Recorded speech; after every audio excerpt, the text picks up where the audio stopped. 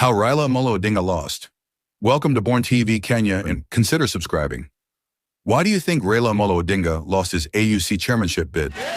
African diplomacy just took an unexpected turn that nobody saw coming. Kenya's bid for the African Union Commission chairmanship failed spectacularly, and the reasons behind it read like a masterclass in how not to handle international relations. That's fascinating. And from what I understand, this wasn't just about one misstep, but a whole series of diplomatic dominoes falling one after another. Well, let's break down how President Ruto's administration managed to ruffle so many feathers in such a short time. The Western Sahara situation was like watching someone walk into a diplomatic minefield wearing a blindfold. So what exactly happened there? Because I'm hearing it was more than just a simple policy disagreement. Oh, it's quite the story. Ruto basically reversed Kenya's long-standing position on Western Sahara's independence, closed their office in Nairobi, and then had to backtrack when the African Union stepped in. Talk about awkward. That's like showing up to a party and insulting the host's closest friend. There's just no coming back from that easily. And then get this, the Sudan situation made things even worse. Ruto openly supported the rapid deployment forces in their civil conflict, which is like picking sides in someone else's family fight. Well, that certainly explains why Ethiopia wasn't exactly rushing to support Kenya's bid. I mean, they were trying to mediate that conflict, right? Exactly. And here's where it gets really interesting. Kenya's position on the Israel-Gaza situation didn't help either. While South Africa was leading African nations in condemning human rights abuses, Kenya took a completely different approach. And I'm guessing that didn't play well with Muslim African nations. Not at all.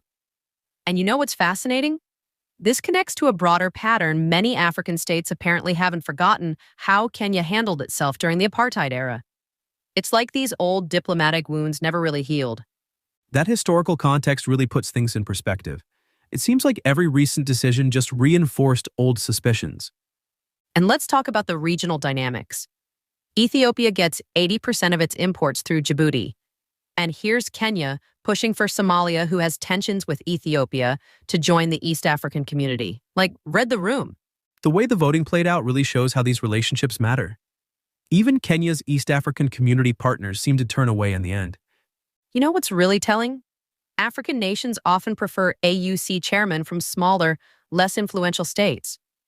It's like they're saying, we want someone who can lead without overshadowing everyone else. That certainly explains why Djibouti's candidate ended up winning. But what about Rail'a Odinga's personal reputation? Wasn't he well respected across the continent?